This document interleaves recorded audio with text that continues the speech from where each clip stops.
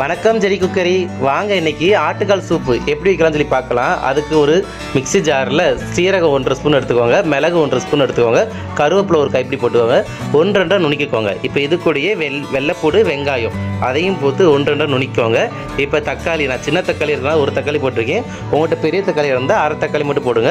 அதையும் போட்டு 1-2 நுணுக்கிக்கோங்க. இப்போ ஆட்டுக்கால் நல்லா சுத்தமாக க்ளீன் பண்ணி வச்சுக்க ஆட்டுக்காலை குக்கரில் போட்டு அதில் மஞ்சத்தூள் போட்டுக்கோங்க. மஞ்சத்தூள் போட்டு நம்ம ஏற்கனவே அரைச்சி வச்சுக்கோம்ல அந்த மசாலாவையும் போட்டு தேவையான தண்ணி ஊற்றிக்கோங்க. தண்ணி ஊற்றிட்டு உப்பு போட்டு ஒரு 10-13 விசில் வச்சுக்கோங்க.